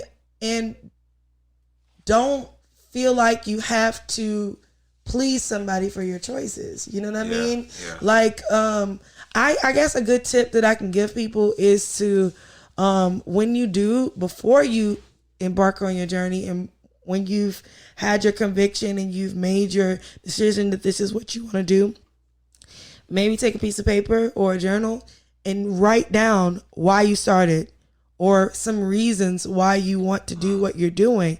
So when it becomes difficult or when people say hurtful things to you, you have something you can go back to that can remind you that you're doing this for you. You know what I mean? Like, you're doing this because you're on this journey because because you chose to go on this journey. Was remembering the why. Remembering your why. You know what I mean? I feel like having that along with your deeper purpose can help push past that. And I feel for me, like, it was rough. It still is rough. It's not as rough anymore because I don't care about what they think. You know what I mean? Because I am who I am. But at the beginning, it was rough. And it was more rough. It was more for me rough for the older members of my family than it was my siblings. Like, I kept, like, my brothers, they're gonna talk shit to me anyway. That's just what we do. That's what they do. You know what I mean? Like, my baby brother, Corey, he's the worst. And he's to this day, it doesn't matter. Like, he talks about my vegetarianism. He talks about how he's gonna call PETA if I don't give my dogs food that have meat in it because they're not supposed to be vegetarians. Like, he just talks shit, and I'm fine with that because that's just sibling talk. You know what I mean? But I was like having a really big time with, how am I gonna tell my grandmother I don't want her food? Yeah. Or Big Mama, you know what I mean? Yeah. It's like Big Mama did all. She don't even ask you. She just make the plate and put it in your face. What you gonna? Like, and you gotta eat what's on there. Like, those first couple of holidays, I was like, bruh, like, I don't know how this is about to go. Like, that was rough. That was more rough for me than anything. And I had to come to terms with understanding that saying no is not saying I don't love you. Yeah. And not saying that I don't appreciate what you sacrifice and love you poured into this. Mm-hmm. Like, you have to get, like, it's hard. Like, that was like a really hard hurdle. Like, I don't know the best way to tell people how to get over it, but I'm going to tell you that hurdle was a really difficult one for me. One thing that I learned, this is something I do, and I guess I'm going to spill my secret, but it is what it is. So my trick was, I'll take the plate, I'll eat what I wanted to eat off of it, and then I'll just be like, oh, I'm so full, I'm going to take it with me. And I'll toss it in the trash. Listen, I remember. I'll give it to somebody else. Like, I remember. I'm not advocating for everybody tossing people's food in the trash. Right. But, if you that's a trick that you can use. Yeah. Now. Well, I'm good with it now. Some people will sit and watch you. Like, you better eat all that on your plate. You're like, go watch somebody else. Yeah. But that was one of the tricks that I used. But I don't have that issue any longer because now it's been long enough to where my family knows. And the older members in my family, they're more like, they've seen me consistently like, no, Cherie's not going to eat that. She's really not. Like, Nkiru's not doing it. Like, she'll sit there and eat salad and the roll if that's all that's there. What do you think? And now they do more making sure, like, they will try to be cognizant. Like, they'll say, well, I don't know how to make a vegetarian dish, but I made this. And to me, that's everything, because it's like you tried, you know what I mean? You're intentional. You intentionally thought of me. I don't care if it's just like sauteed vegetables. It's probably not what I want, but you thought of me. Or like I had my sister, she makes a bomb mascacholi. Like back when I was eating meat, I was like, bruh, mascacholi meat today. What are you talking about? And so like now that I don't eat meat, like she will still make mascacholi for me. It doesn't have meat in it. It's noodles and cheese and sauce, but it's still, she's like, I made mascacholi, and then Cherie, yours is over here. And I'm like, okay, I feel like I have mascacholi with everyone else. And I feel a part of everyone, which is dope. That is pretty cool. It comes with time, though, because... Yeah. What do you think would be the reaction if you were to eat meat? No, my family wait. They praying. I feel like they praying against me. Okay, so you feel like they're trying to push you to. My family would be very. I feel like everyone in my life would be very happy if I started eating meat again, because I feel like that they feel stressed when it's time to feed me. Like they're like, oh God, I don't know, grass. Like I feel like they just never know, and they're like, I don't know, I don't want to offend her. Yeah. Carrots, I don't know what to feed her. Yeah. You know what I mean? I think, to say to one of your tips, to add to it, if you're trying to make the change, like there may be moments where you stumble. Yeah, and that's fine. And that's fine. And that's when you remember the why of, okay, this is a journey. Doesn't mean you're always moving forward. Sometimes you stumble a little bit. But I feel also, this is why when I said at the beginning, I was convicted to do it. And I feel that it's better to be convicted than to put it upon yourself. Because in a conviction, you're less likely to relapse, I guess, or backslide, or whatever you want to call it. I don't know. But you're less likely to have those situations to where you be like, I had a moment of weakness or anything like that. Like, because you have, like, your whole person, your body, all the way down to your cells are in agreement of this is what we're doing. Yes. But when you create a declaration and you're saying, on Monday, we are not eating. I feel like this is why diets don't work, period, no matter what the diet is. On Monday, I'm not eating any more bread. And then the first thing that your body hears is bread. And now all of a sudden, that's all you want is bread. You know what I mean? But if you get to the point to where you just have this conviction that, you know what? I just kind of don't like that anymore. Or I'll give you a good example. A lot of us are older. You know what I mean? We don't like candy in the same way that we did when we were kids.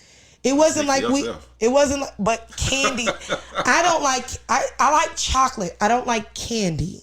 You know what I mean? Okay. Like I can't just, when I was a kid, I could just tear some candy up. I can't just sit and eat up munch because it's too sweet. It's too sweet. Like I don't like a lot of icing. You know what I mean? Yeah. I'm like that with soda. I can't drink soda at all. Anymore. If I drink soda, it's every blue moon. I can't drink soda. It's like drinking vodka. It just turned my whole esophagus situation up. Man. The bubbles is too much. Mm-hmm. But it's like I didn't make a declaration that I will no longer eat candy from here. You know what I mean? My body just decided. I listened to my body, and my body just decided, I don't think I like this anymore.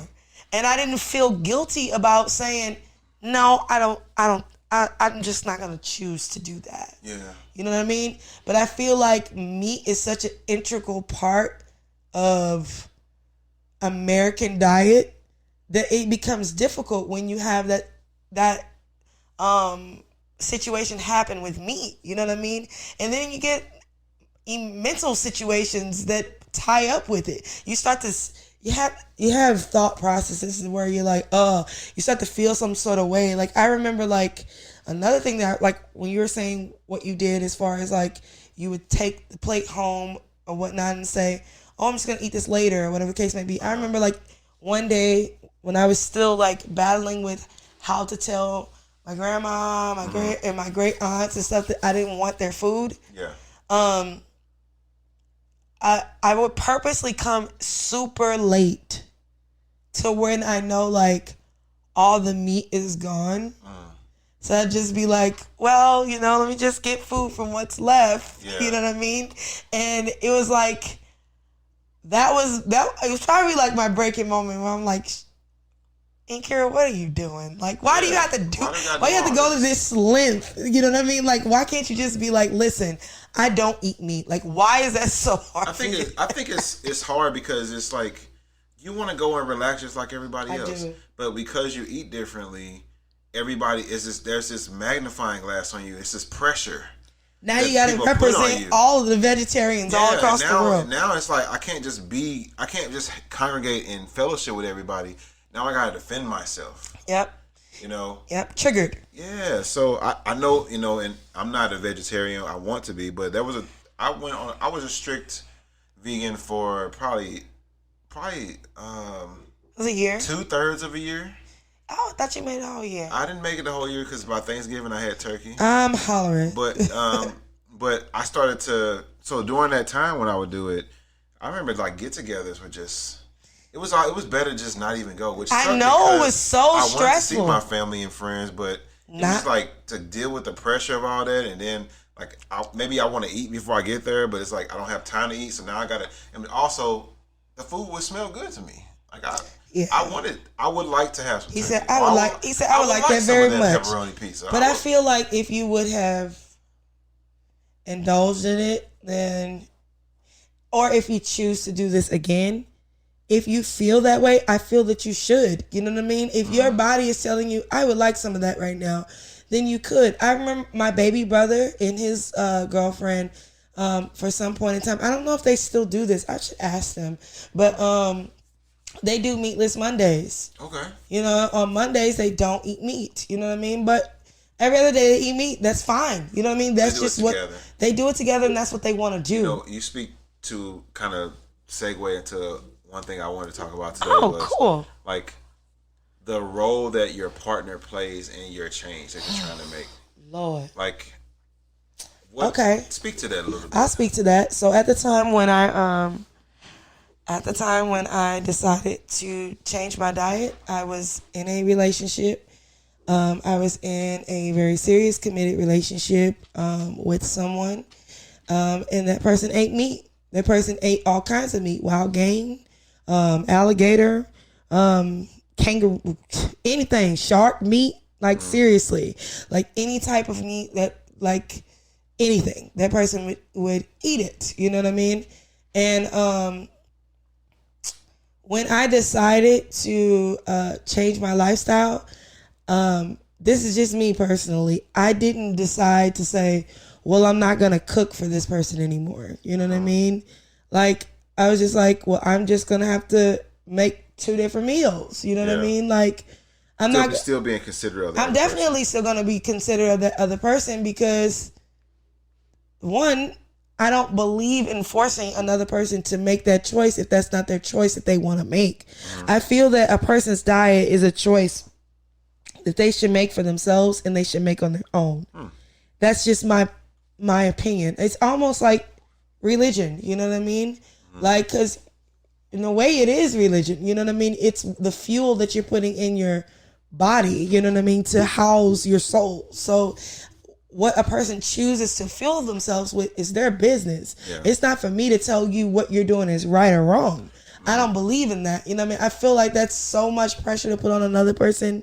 And I don't like when people put the pressure on me about the choice that I do. So why would I do that to another person? Because I feel like my choice is quote unquote superior or whatnot. It's just, I think that doing that is really, you almost like got your head in the sand if you do that.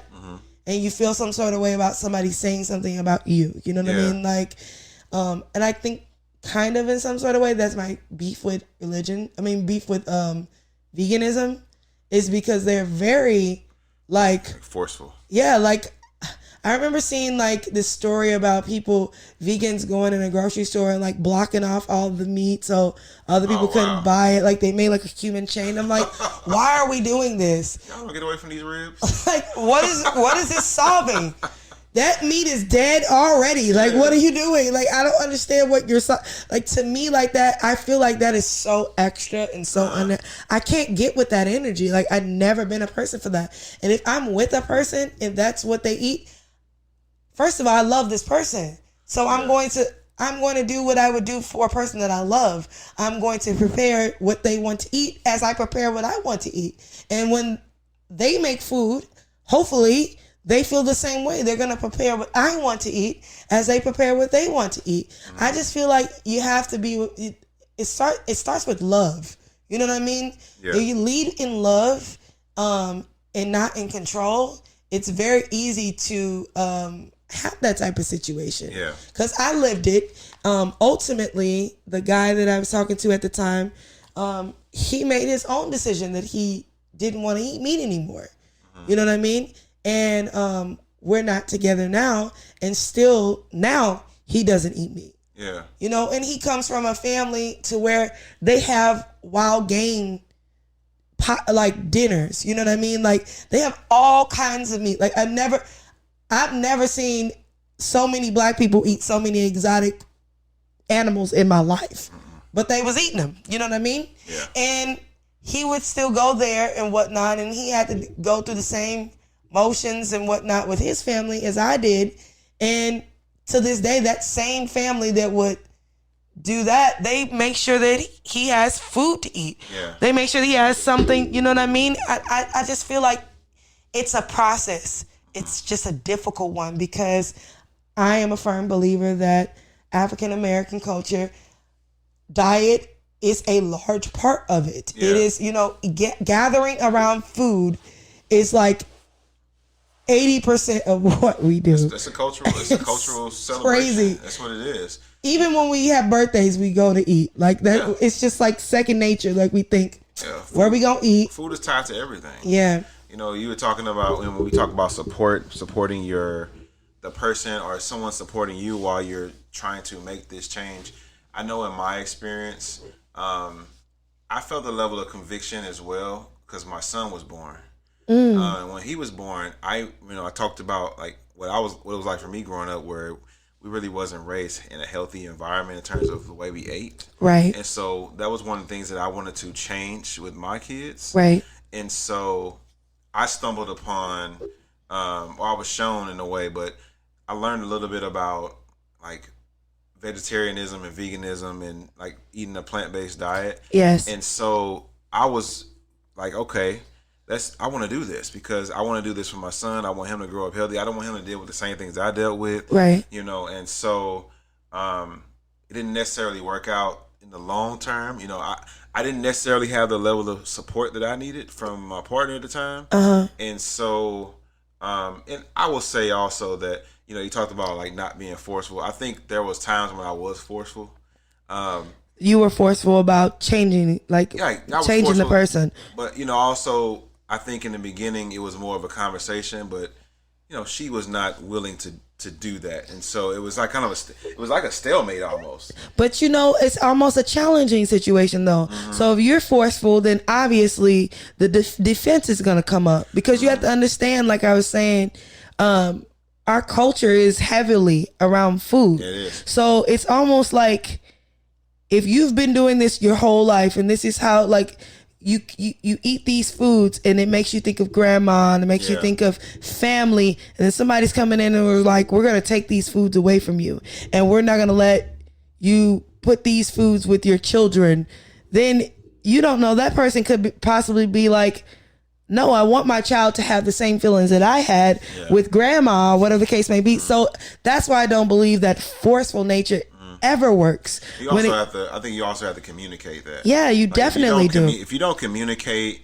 and you just kind of shut it down, I think that was something that, like, this is not a therapy session. This is something I dealt with. Like, I think trying to communicate what the goals that I wanted, absolutely, and not at the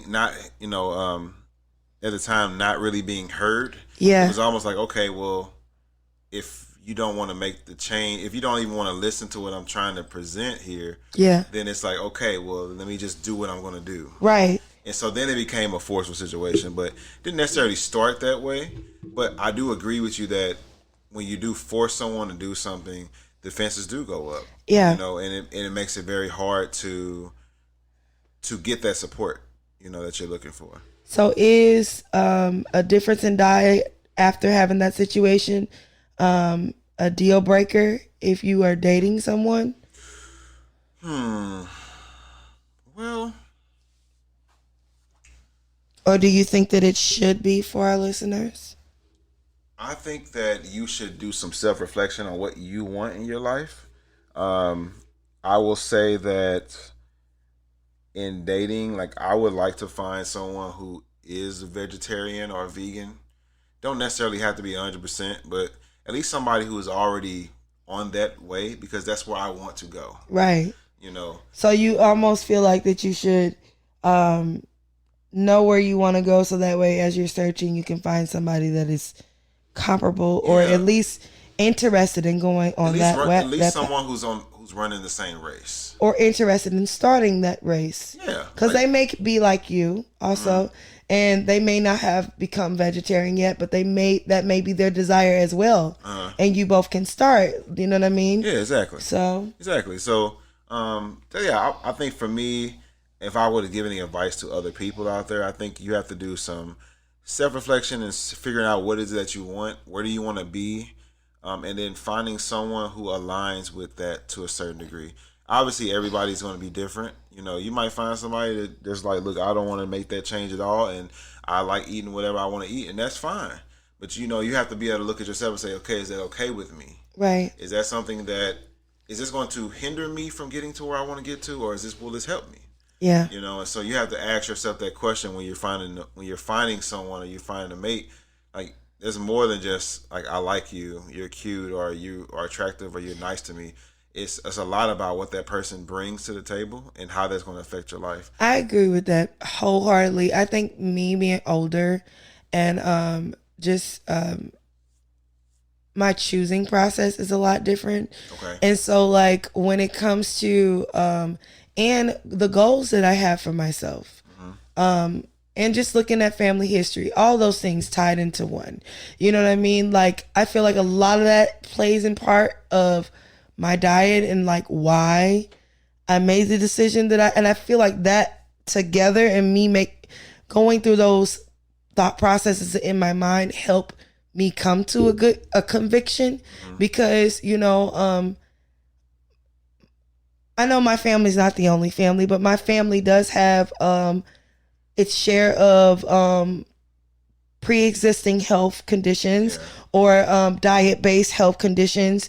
Or what I mean by diet-based health issues that can be corrected depending on the diet that you use. And so with that being said, I would love to have a family of my own one day. And I would love for them to be healthy. You know what I mean? But I know that starts from my own example. So, and I know that example, for me, I feel like that example starts now. You know what I mean? Okay. Like it's easier for me now to fail without eyes looking at me now. It's easy for me. Like I'm blessed with that opportunity now because I don't have children. You know what I mean? So I can plan and do what I need to do now before I have the addition of children or spouse or anything like that, to where now there's what I want and what those people want. You know what I mean? Okay. I need to solidify self. So that's where what I did. You know what I mean? This is who I am and this is what I want and this is why I'm choosing these diet situations or whatnot, for health reasons, for all those types of things. So does this play a role in a person you would look for? Like a person you might date? It does and it doesn't. Okay. For me, you can eat. I'll date you if you eat meat. I won't date you if you have no regard for any sort. Like if you don't have a diet, I won't date you.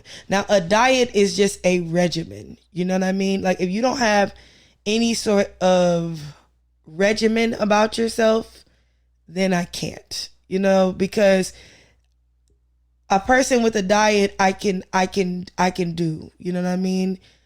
Because I'm thinking longevity wise, if I am going to be with you, then eventually at some point in time, we're probably going to share meals together.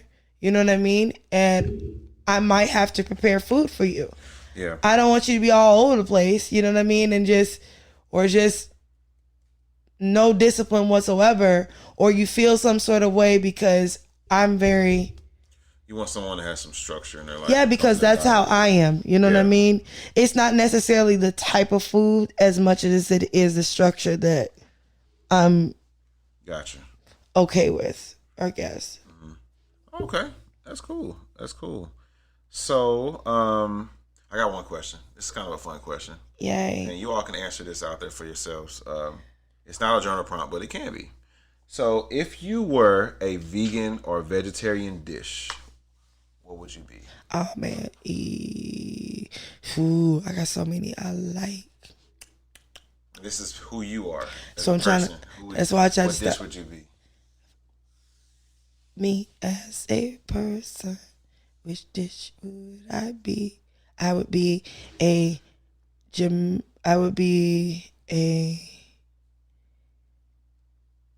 jackfruit Mexican quinoa bowl. That's what I would be. A Mexican jackfruit quinoa bowl. Yeah. Why? Because I feel like it's a little bit of everything from all over the world. You know what I mean? So like you have your quinoa, you know, that's like Mediterranean, Middle Eastern, and then you have, you know, your jackfruit that's very Caribbean, and you have the beans, and you know that's very Mexican and ish, and you got your corn that's from here, native, you know. So but it's like a little bit of everything. Why would that be me? I feel like I'm not just one thing. I feel like there's so many different facets and so many different parts of me. So that's what I would choose. Okay. And I'm delicious, because that's very delicious. I don't know nothing about that, but I'm gonna take your word. Jackfruit is okay. Jackfruit can be prepared in multiple different ways. A lot of people prepare it. It's actually sweet. I've had it before. But okay, so you know what it is. I don't have to explain this to disgusting. I didn't want it. Well, how did you have it? So I was at Sewhart Market one day. Oh, here we went wrong. And I just stumbled upon this big old fruit. And I was like, "What the hell is that?" It scared me actually how big it was. Yeah, I guess the little bumps on it. It looked like an alien. It looked like something, if you pour water on it, it's gonna turn into like a gremlin or something. That's what it looked like. Hollering. So I bought it. It was like $20. I was like, okay, I'm gonna buy this. See what it is. So I brought it home, cut it open, had all these different fruit in the pods. I filled up like 2 huge bowls of the fruit inside. And so I didn't really know how to prepare it, so I kind of ate it as like a regular fruit. That's probably why you don't like it. The taste was just so strong. Yeah, a lot of people don't like jackfruit in that way. So what they do to cook with jackfruit is this. You take the jackfruit, and jackfruit takes on the flavor of whatever you season it with. Like tofu. Yes, but better. Okay. Because it has more of a consistency. It has more of a consistency of like a pulled pork or pulled chicken. Okay. So what they would do is you would take it and you would marinate it in like barbecue or jerk seasoning or anything like that, and then you would cook it up, fry it, kind of like chicken. Or so you can do fried jackfruit and it tastes like absolutely, absolutely. If Lulu's Eatery ever opens up, go there. Okay. Well, anybody that's vegetarian and vegan that wants to prepare that and let me try it, I would love to. I'll have to make something for you someday. That would be cool, because I'm open to it if somebody else makes it. I don't know how to do that myself. But yeah, wow. I think it's kind of similar with a lot of things, because I think a lot of vegan vegetarian dishes require a lot of different things. And so I think that's a theme there. But for me, I think if I was one, it would be I would probably be a vegetable lasagna. Oh, vegetable lasagna! Oh my god! And I would say that because you know who got a good vegetable lasagna? You never gonna guess. Okay, do you know United? No. Okay. The airline? No, the store United on Del Mar. Never heard of it. The Asian market. Never heard of it. Okay, you know where? I mean, I know where it's at, but I never heard of the place. Well, if you go to the Asian market on Del Mar, it's right across from Mission Taco on Del Mar. Before you get to Peacock, wherever that is, little place, They have a vegetable lasagna. Fire. Really? Banging. So like with vegetable lasagna, I feel like and you look at it, it looks very classic. It looks like something you're familiar with. And I feel like when people look at me, they see something that they feel is familiar, but yet when they partake in me, they realize, oh, this is not the same. And so that's what I would say. That's good. That's good. And bonus cauliflower bites. Never had that before. Buffalo cauliflower bites. Never had it. I don't know about that one. That one's I'm kind of like. Y'all can go on and on about food. Yeah, I don't know about that. I'm we not eat there food. Yet. We eat food. I promise we still eat food. I mean, I don't know. I like my hot wings, but I don't know. I'll try it. I'm not gonna guarantee that that's gonna be the staple. Listen, I'm gonna have a Friendsgiving next year. And you should. I would love to go to a party where it's all vegan dishes and just try stuff. Maybe, but I'll have something before Friendsgiving. I'll have like a game night at my house and make some food. Cool. I'm not gonna tell you what's in nothing. Don't tell me. I would love to just try it and see what happens. Now I'm all about texture, so if the texture, I'm about texture too. This is why I don't eat diet cheese.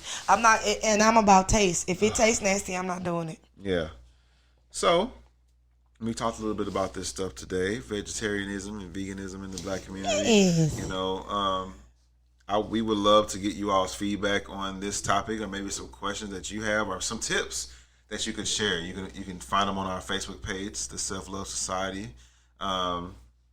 Yeah, post some things, say some things. You know, we would love to hear. So, you got your affirmations for this week? Of course I do. What do you got this week? So today's affirmations are: I fuel myself for my health. I fuel myself for my health. Okay. I fuel myself for my health. Okay. Next affirmation is: change is a choice I made for my growth. Ooh, I like that. Change is a choice I made for my growth. Change is a choice I made for my growth.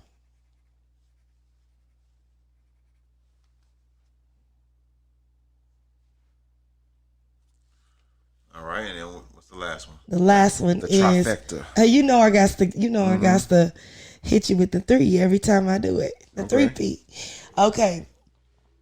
I am excited to discover the different aspects of myself.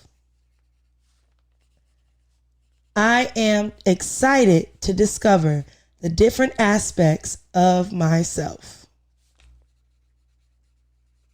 I am excited to discover the different aspects of myself.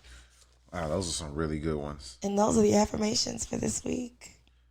Can you talk to about how people can, some strategies that you can use with these affirmations? Yes. How can people use these in their everyday life? So some functional ways they can use it. Best way to use affirmations, in my opinion, are when you rise and when you fall. Okay. So what do I mean by that? So when you wake up in the morning, and I don't know, each person's routine is different, but find 3 to 5 minutes in the morning to recite your affirmations. You can have page of affirmations for yourselves or whatever. You can do that. Some people like to write affirmations on their sticky notes and put them on their mirror, kind of like Being Mary Jane did on shout out to Gabrielle Union and friend of the podcast. You know what I mean? Yes. So that's a good way to do it. And repeat that same practice before you fall, as you fall. So before you go to sleep, you repeat that same practice. So that's you reaffirming to yourself. You affirm it to yourself at the beginning of your day before you have commune with anyone else, before you talk to anyone else, before anyone else has been able to input their affirmations upon you. You have made deposits into your own self, because people do that. You know, people tell you what you are. You know what I mean? Yeah. A lot of affirmations are self-proclaiming. So like this one, I fuel myself for my health, or I am excited to discover the different aspects of myself, or change is a choice I made for my growth. They're self-affirming. So this is about me. This isn't about what I want. This isn't about what I hope for others. This is about me. This is me depositing into myself, because you can go into the world and people may have opinions and things that they want to say about you, or perceptions that they want to put on you from what they perceive about you that may not be accurate. They can look at you and be like, well, Tony's not a good guy because he doesn't really speak much. He just looks at me. And that's not true at all. You know what I mean? But that's my perception. You know, it's not really my perception, guys, but that's my perception. And so if I say that to you and I don't have anything in my bank that's telling me, no, that's not who I am at all, then it's difficult to combat that. When those two ideas come together, you have something that can fight against that idea. But there's nothing in there, then that idea will come in and consume who you are, and now you're having these thoughts about yourself that you don't know where they came from and why you have these thoughts. So that's my reason. That's one of the main reasons why I advocate and push towards encouraging people that I work with to utilize affirmations daily. And on a daily basis. I've definitely used notes. That helps me a lot. When like I will put a note like in my mirror in my bathroom. I put a note on my steering wheel, so as soon as I get in my car, the message is right there. Like something I can't avoid. That Absolutely. I see it all the time. You know. That's really good. Another way, if you guys are not a person to where you like I'm a person at the first part of my day, I don't like to talk. You know what I mean?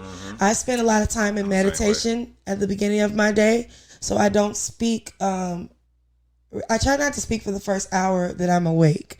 That I use that as meditative space. It may not be full-fledged, fluid meditation, but I do try to be as silent as I possibly can, just to, receive proper downloads and process my day and where I am. You know what I mean? Another tool that you can use is there's an app. It's called Think Up. You can get it on Android or iPhone. Think Up, one word.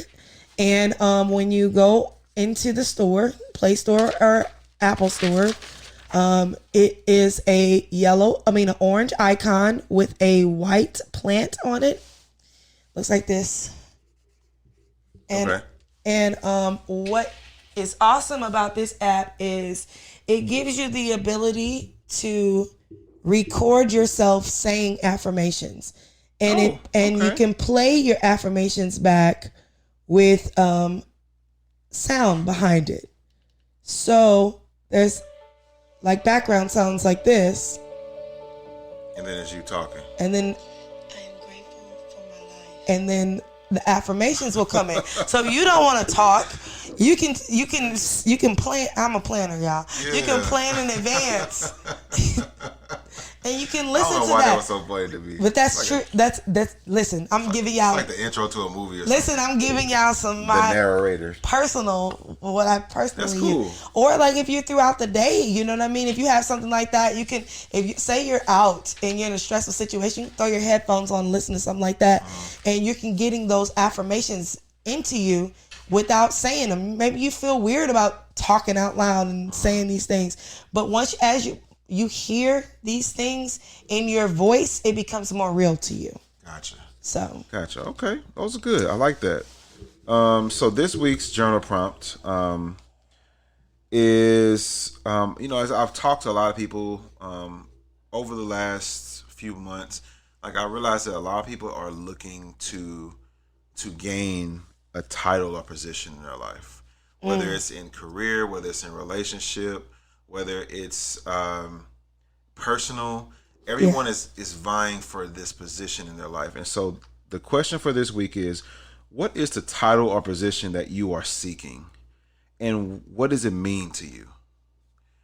So I'm going to say it again. What is the title or position that you are seeking?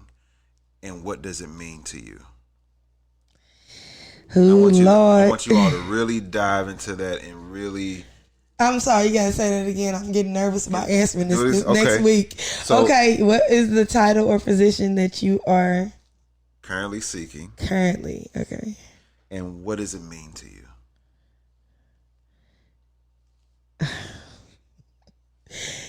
It's gonna get real next week. I know. I need to think about it myself, actually. But yeah, I think that is a really good question to just kind of do some self-reflection, some time to really have time with yourself to figure out what is it that's going on with you and why you're doing what you're doing. I think that is a freaking amazing. And if you're doing what you're doing, like you're doing the right things to get to where you're trying to go. Right. It help you course correct if you're off. Yeah, exactly. That's awesome.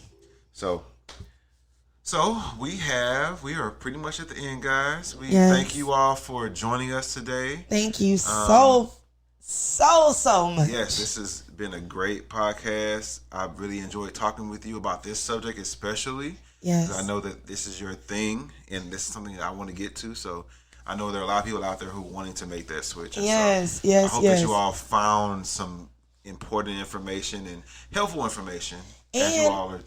And if you are making that switch and you want us to talk about this topic again, please feel free to reach out. You can always hit us up on Instagram or Facebook or YouTube. Check us out and let us know. Be like, hey, I'm having issues with this, or give us some more tips about that. We have no problem with talking about what you guys want to talk about. We are here as a group. This is a group thing. This isn't just the Nkiru and Tony show. Yeah, we always would love you all's feedback. Absolutely. And your critique. If you all have a subject that you want us to talk about, please send it over to us and we'll gladly talk about it. Absolutely. Otherwise, we're just gonna talk about random stuff. Yep. So like how Jeezy was the best. Yes. Bam. Oh man. Jeezy was the best to me. So I say I identify more with Jeezy than I did with Gucci. But I still like them both. So I ain't forgot that you wore that snowman shirt. I might have to find it somewhere. I ain't forgot. Okay, everyone. Well, you all have a great week. Yes. We'll see you all next week. I am Tony Gillen, licensed professional counselor. And I am Nkiru, the love guru. And we are the Self-Love Society. You all have a great one. Bye. Bye-bye.